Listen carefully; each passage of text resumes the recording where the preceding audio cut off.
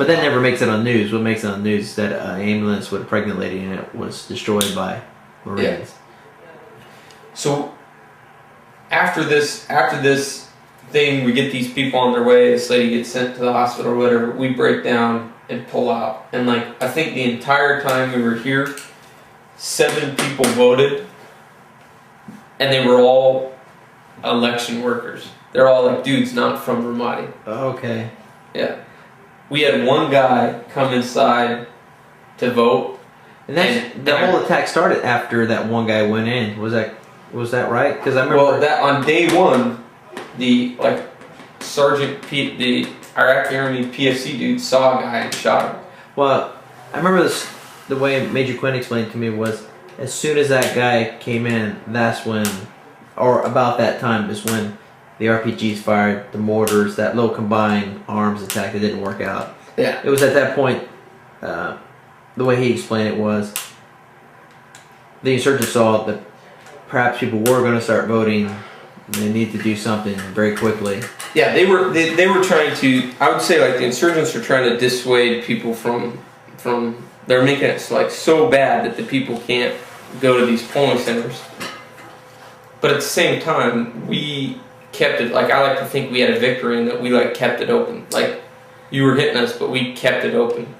And so maybe nobody voted at this one, but we kept it open. We draw heat, and people voted at other ones. Okay. And the rest of the story goes is later in December they have the real elections, national elections, where they're voting for cabinet members and stuff like this. And the people of Ramadi did come out and vote that election. So we I like to think we were sticking our finger in the dam for that first referendum, and then on the second elections they had a good turnout of people vote. And that one individual that came in, he wasn't a poll worker. He was actually part of the populace. Part of the populace. He could have been casing the joint. I mean, I don't know. He came in with. He came in holding he had a 4-year-old girl with him. So he came walking in with the 4-year-old girl. So that's pretty much a sign of I'm not an insurgent. Don't shoot me. Uh-huh. But I mean, he could have been pretty savvy. Hey, I'm gonna take this little girl. We're gonna walk in, look at the way their defense is set up, and then call back to our buddies. You know what I mean? Okay. But did he vote that day, or? He did vote. He did vote. He was an older gentleman, or? Yeah, I think 40. Okay. No, that's very interesting. Is there? I want to go back real quick because we have about 10 minutes. I want to understand when you said y'all fired at the IED, Iraqi IED crew that was trying to set up the IED.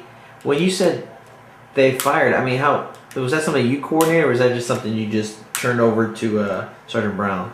That was something where me and Sergeant Brown were in the same building, and he tells me hey, I got this going on, and I tell him hey, if it meets this, this, and this, shoot. So he's the guy. He asked me hey, am I clear to shoot? And I'm hey, if it meets these 3 criteria, you're clear. Well, I haven't, for some reason, I've never heard anything about this Sergeant Brown. Could you tell a little more about him? Sergeant Brown was on the first Iraqi deployment. He was in 3rd Squad with Sergeant Mejia when they got hit in Al-Qaim with, I want to say, kid's name starts with a V. Do you remember it? No, but it'll probably come to me. He was in that squad. He was in his fire team was the fire team that got hit, where they lost those Marines in OIF 2. Okay, in Husayba. Yeah. Okay. And he's a heavy hitter. He's probably one of the Sergeant Brown, without a doubt the best squad leader in the company on Ramadi 03.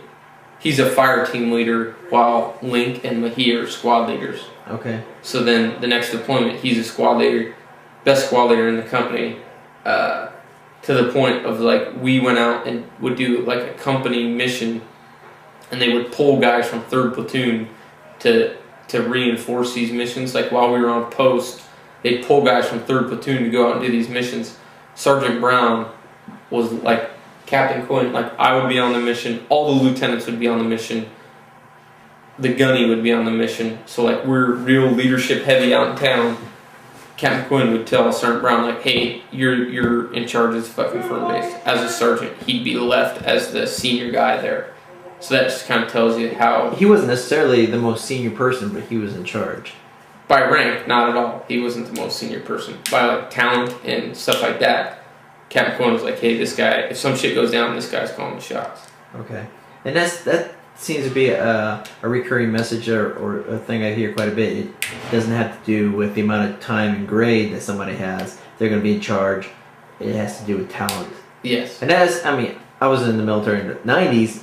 It was never like that. Everything was time and grade, time of service. Now there's this shift, and I was wondering, is that something that's perhaps maybe battalion-wide or Marine Corps-wide, or is that something kind of... I don't know outside of my experience in Lima Company, but like I was real fortunate to have Captain Quinn and Captain Mines.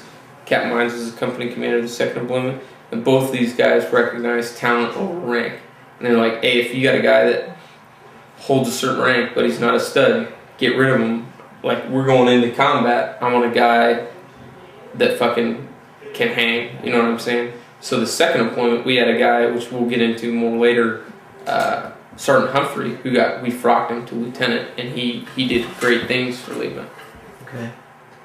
Well, we're down to like the last 7 minutes or whatnot. I know that there's a lot of really good detail here, and I appreciate your time.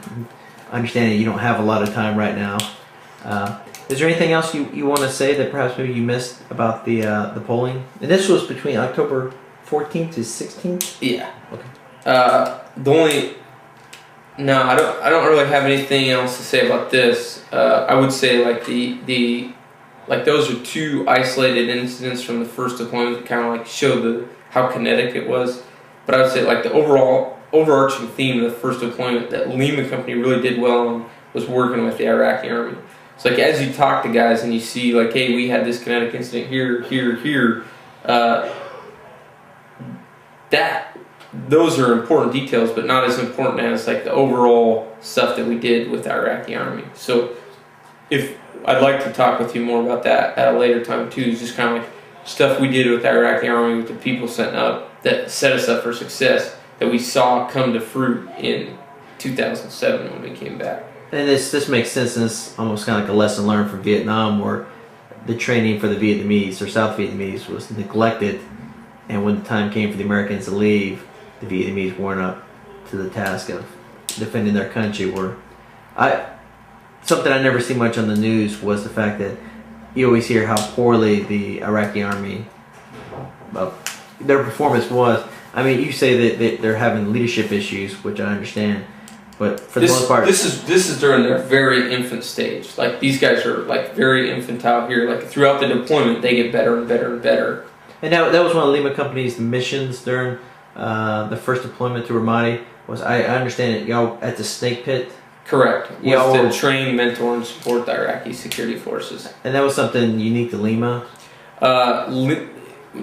Not unique to Lima. Lima definitely took a hold of it and ran with it. Like Lima Company and India Company, Kilo Company was dedicated to the Gov Center, so their time was took up. I mean, they were task saturated keeping the Gov Center secure, so they didn't really have we were working kind of like port starboard, where you have one platoon that's on ops for a week, then he's on firm base, then he's on ECP2. So while he was on ops, our guys would, on their ops cycle, train the Iraqi Army. So we constantly had a platoon training the Iraqi Army, which was anywhere from a platoon to company strength. And towards the end of the deployment, Lima Company actually expanded their base to house the Iraqi Army on their base, so we were living there with the Iraqi Army. Okay. And you said Lima ran with it, so other companies were tasked with training the Iraqis. They may have not put the same amount of energy into it, because I assume while you're over there... Yeah, there's a lot of people that were hesitant to like dive into working with the Iraqi Army, where Lima Company just ran with it. Like that was just kind of the culture. It was like, hey, we're gonna work with these guys. This is the way ahead. And this came from the top, so I assume Captain, now Major Quinn, but then Captain Yeah, Quinn, the Captain CO. Quinn and Lieutenant Watson were very real big proponents of like, hey, the Iraqi army, this is the way ahead. Well, I guess love to talk more about that later on. That's something I think is important to capture here on tape. So, if that's it, I'll just end the tape here.